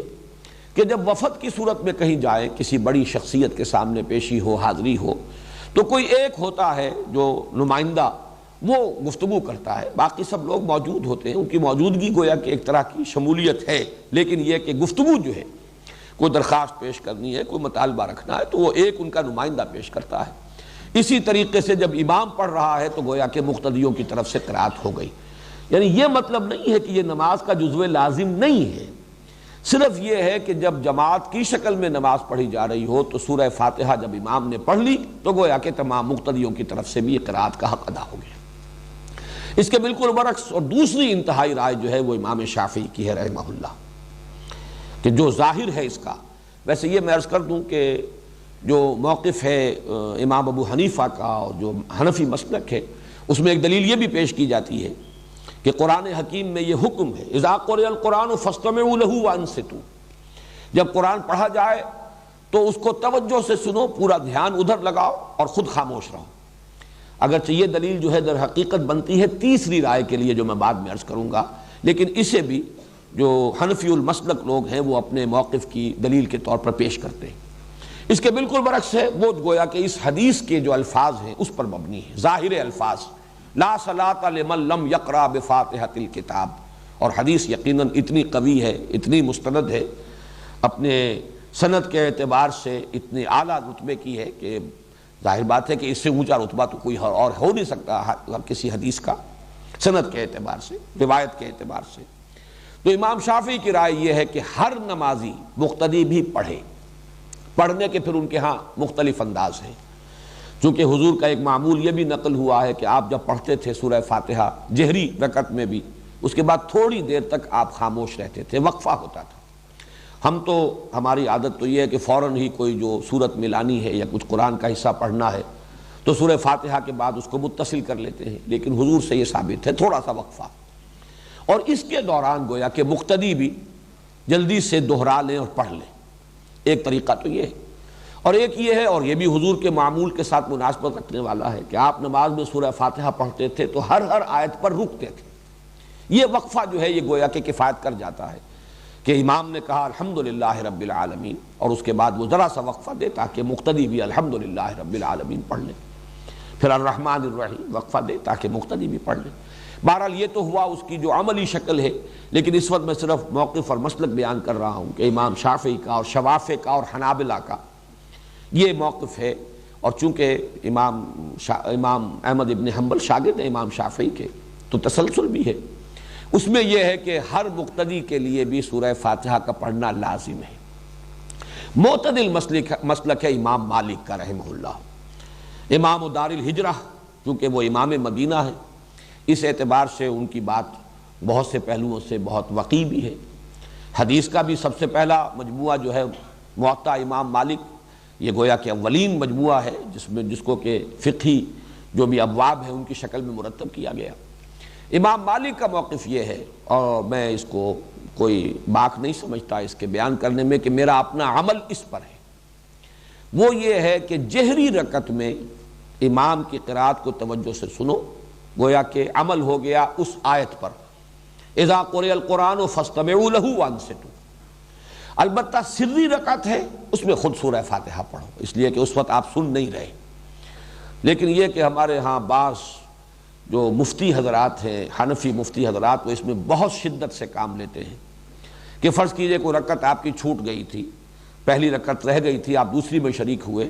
تو اب اگر آپ اپنی رکعت پہلی جو ہے پڑھنے کے لیے، جبکہ باقی نمازی فارغ ہو گئے، سلام پھر چکا، امام سلام پھر چکا، اب آپ کھڑے ہو کر جو رکعت پڑھ رہے ہیں، تو شدت کی انتہا یہ کہ اس رکعت میں بھی سورہ فاتحہ مت پڑھو، صرف اتنی دیر کھڑے رہو جتنی دیر کے سورہ فاتحہ پڑھی جاتی ہے۔ اب یہ چیز جو ہے میرے نزدیک انتہا پسندی والا معاملہ ہے بالکل اس معاملے میں۔ بہرحال درمیانی مسلک یہ ہے، لیکن یہ کہ اس وقت جو کچھ مجھے بیان کرنا تھا یہ میں نے بیان کر دیا، اس لیے کہ یہ عملی مسئلہ ہے، بہت سے حضرات کو اس سے سابقہ پیش آ سکتا ہے۔ لیکن یہ کہ اصل بات جو اس وقت جو میری بحث تھی وہ یہ کہ یہ نماز کا جزو لازم ہے۔ پانچویں بحث یہ ہے کہ جزو لازم نہیں، یہی اصل نماز ہے، یہی صلاۃ ہے۔ اس اعتبار سے ایک حدیث قدسی جو ہے اس کا ذرا رکھو یہاں پر، جو لگا دو اب وہ حدیث قدسی کے جو مسلم شریف میں ہے، صحیح مسلم میں ابو ہریرہ رضی اللہ تعالی عنہ سے مروی ہے۔ ابھی ہم نے جو حدیث پڑھی تھی کہ حضور نے پوچھا کیف تقرؤ فی الصلاۃ، نماز میں کیا پڑھتے ہو، اور آپ حضرت ابی بن کعب نے سورہ فاتحہ پڑھی۔ لیکن یہ کہ یہ تو ہوا نماز میں سورہ فاتحہ کا پڑھنا۔ دوسری حدیث جو ہے یہ حدیث قدسی ہے، جس میں کہ حضور صلی اللہ علیہ وسلم نقل فرما رہے اللہ کا ایک فرمان۔ حدیث قدسی اصل میں اسے کہا جاتا ہے جس میں کہ حضور صلی اللہ علیہ وسلم یہ فرمائے کہ اللہ یوں فرماتا ہے۔ وہ اگرچہ قرآن تو نہیں ہے، وہ وحی جلی نہیں ہے جو قرآن میں شامل ہو،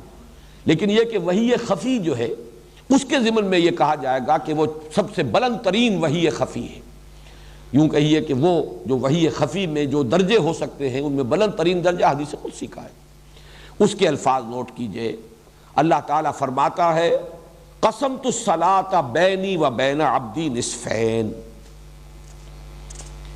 میں نے نماز کو تقسیم کر لیا ہے اپنے اور اپنے بندے کے مابین دو نصفوں میں، دو آدھے آدھے حصوں میں۔ فنصفها لی ونصفها لعبدی، تو اس کا آدھا حصہ تو میرے لیے ہے اور آدھا حصہ آگے وہ بڑھاؤ،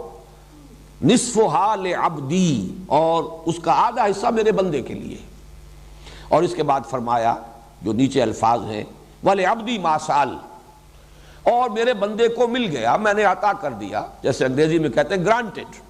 میں نے بندے کو دیا، وَلِعَبْدِي، میرے بندے کا ہو گیا ما سال جو اس نے مانگا۔ یہاں پہ حدیث قدسی تو ختم ہو جاتی ہے، البتہ پھر حضور صلی اللہ علیہ وسلم وہ یہاں درج نہیں ہے، بس رہنے دو۔ حضور نے پھر اس کی وضاحت فرمائی،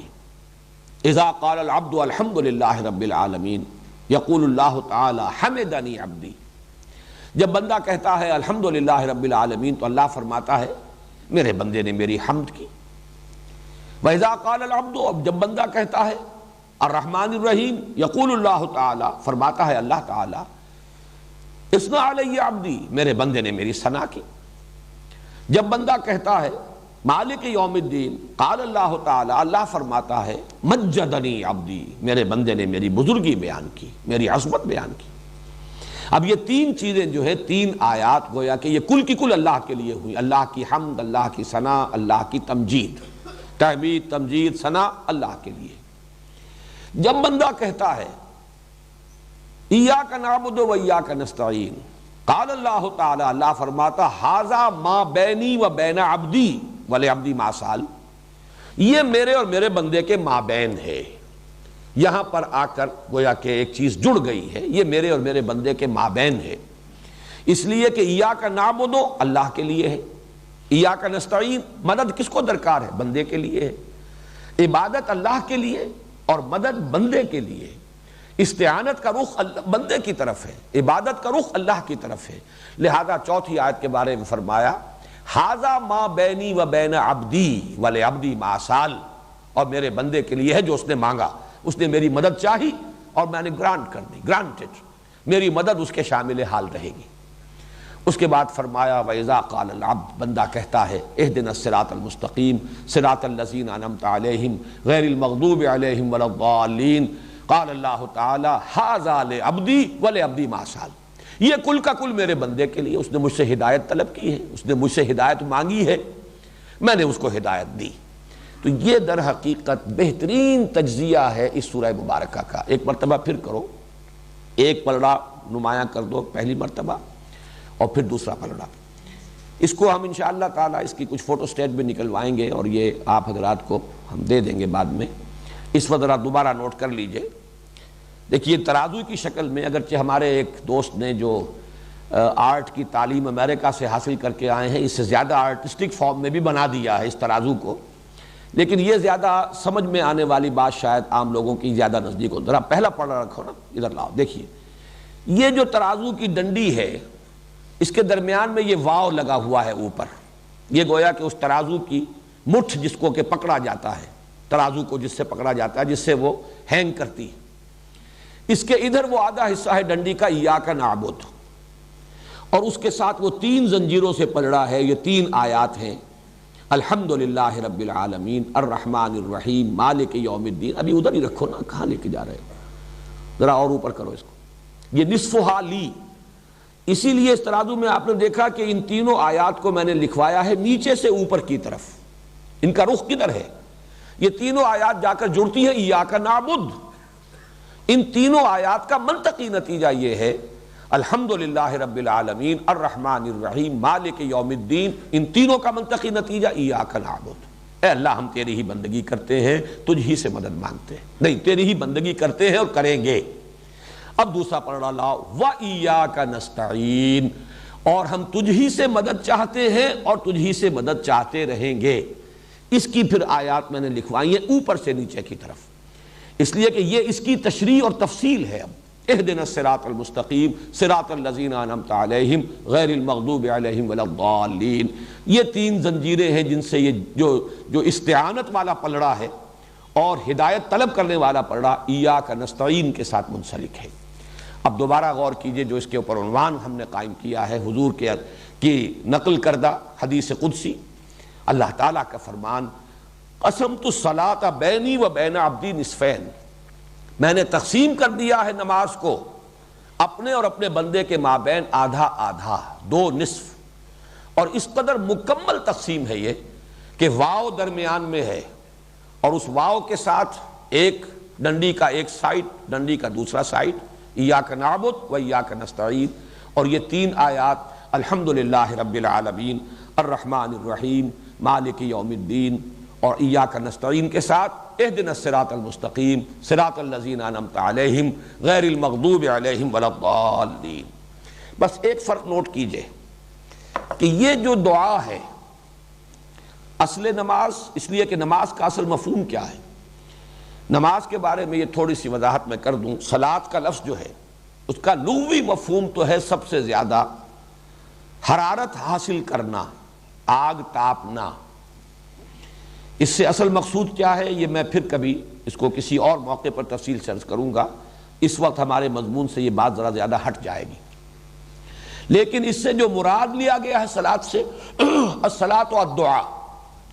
یا صلاۃ کے معنی ہے متوجہ ہونا. اور یہ صلاۃ کا لفظ دونوں طرف استعمال ہوگا. بندہ متوجہ ہوتا ہے اللہ کی طرف تو دعا, درخواست, اپنے لیے کچھ مانگنے کے لیے.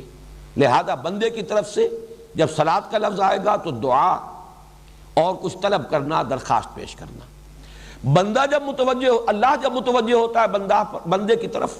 عنایت, شفقت, رحمت, یہ عنایت, شفقت اور رحمت یہ اللہ کی صلاۃ ہے. اور دعا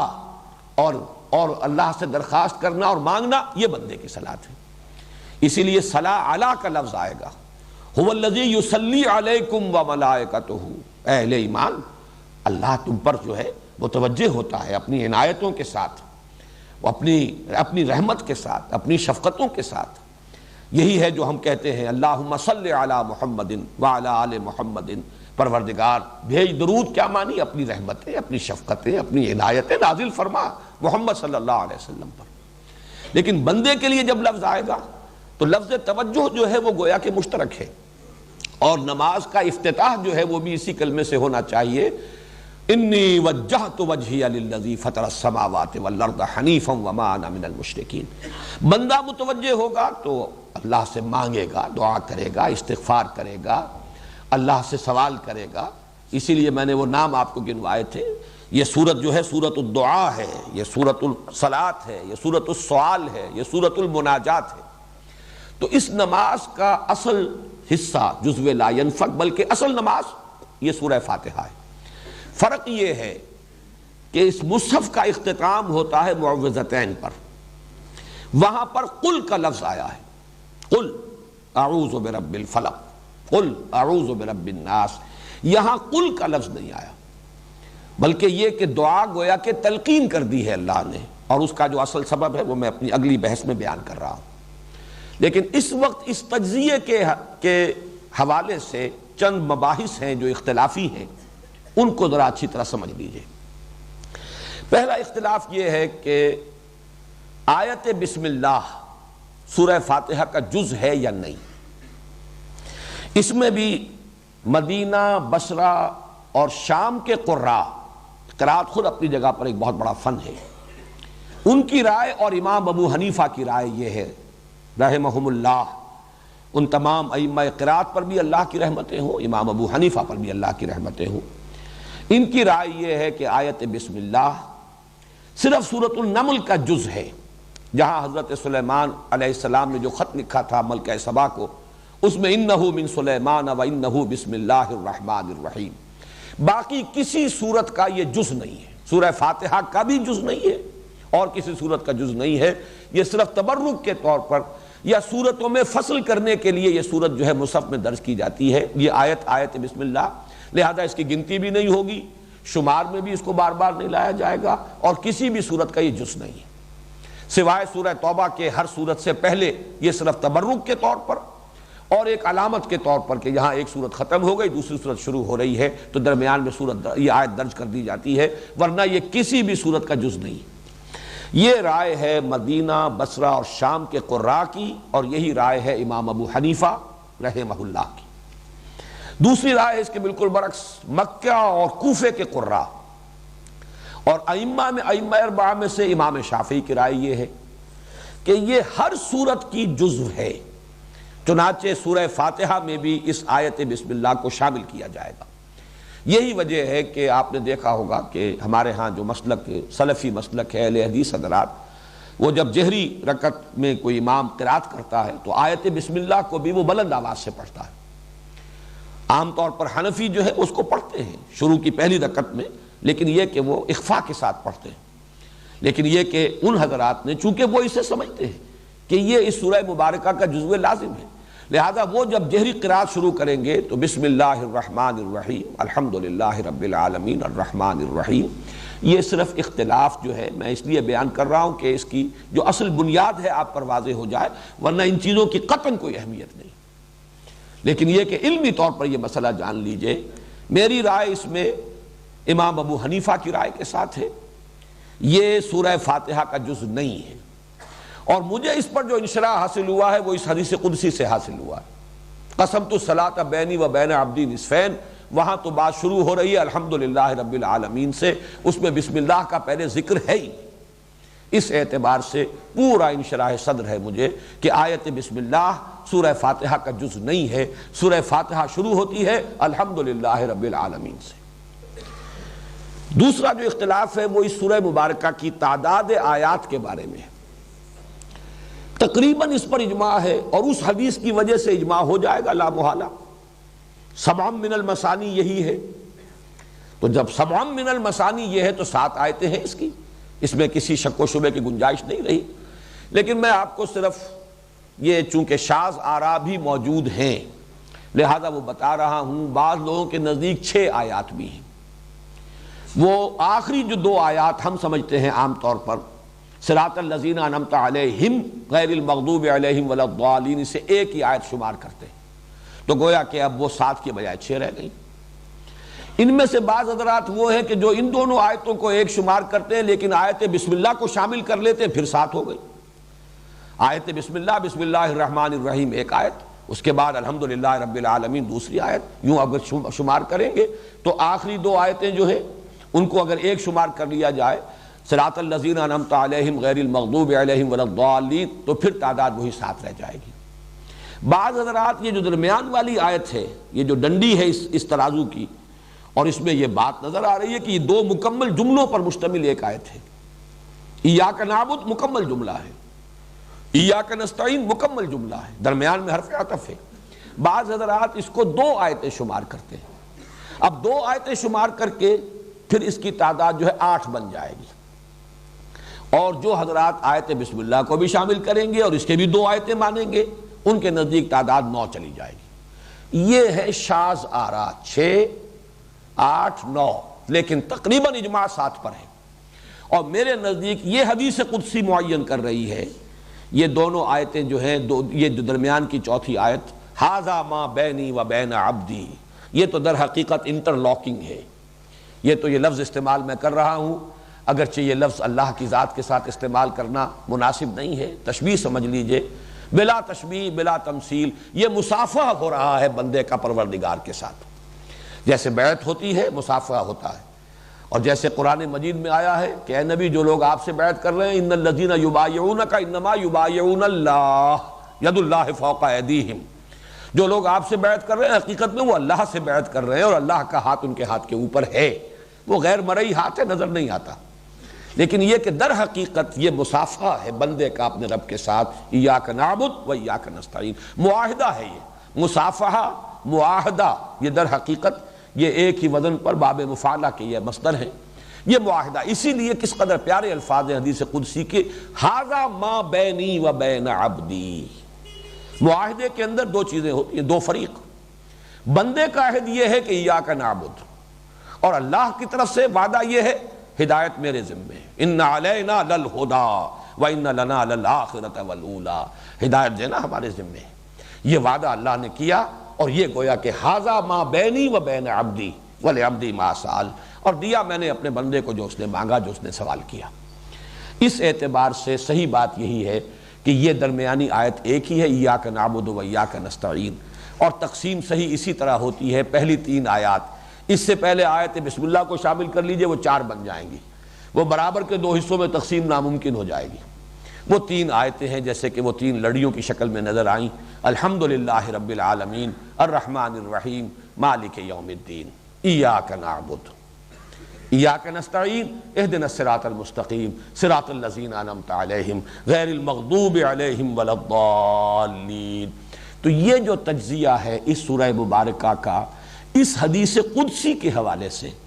تو بہت سے یہ مختلف فی مسائل، ویسے یہ کہ اس کے لیے دلائل اور استدلال ادھر سے ادھر سے کیے جائیں تو بحث الجھ جائے گی۔ میں سمجھتا ہوں کہ اس حدیث قدسی نے ان تمام مسائل کے حق میں، ان کے ضمن میں قول فیصل ہمیں عطا فرما دیا ہے کہ جس پر پورا انشراح جو ہے ہمیں حاصل ہو سکتا ہے۔ ایک بات اور نوٹ کر لیجئے، میرا تو ارادہ تھا اصل مضمون آج مزید جو ہے شروع کرنے کا، کہ اس کا اصل مضمون ہے کیا۔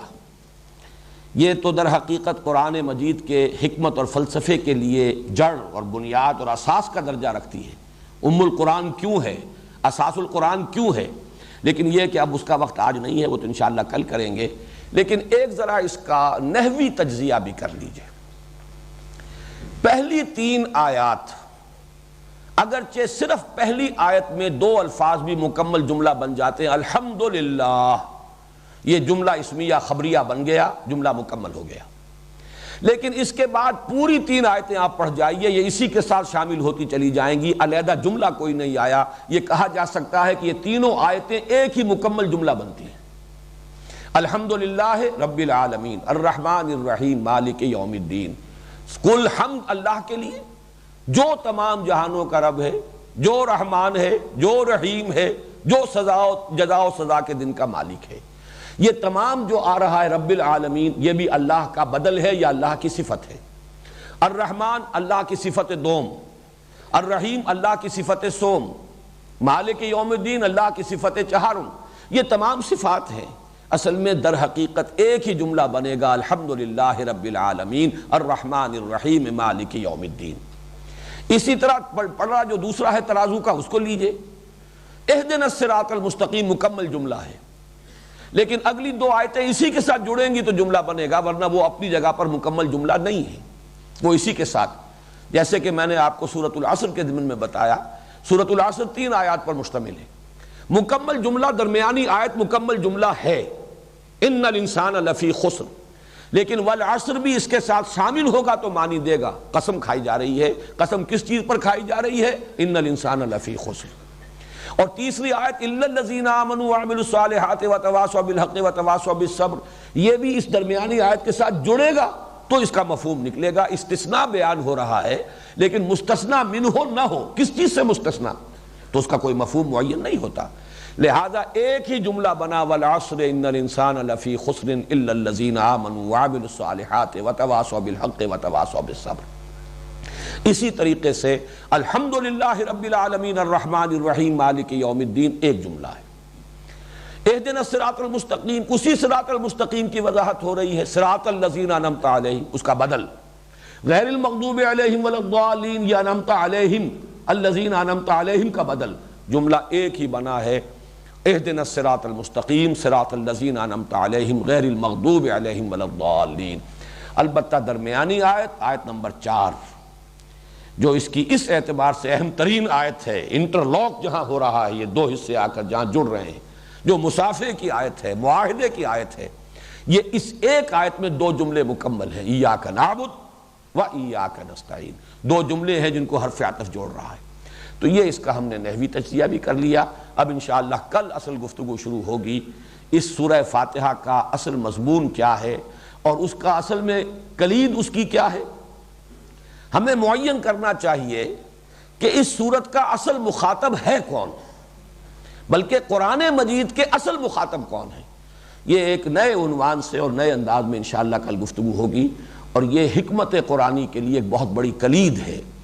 اس کو اس انداز میں نے آج سے پہلے کبھی بیان نہیں کیا، اس کی طرف ذہن انہی دنوں میں جب کہ میں غور کر رہا تھا، یہ دور ثانی جو شروع کر رہے ہیں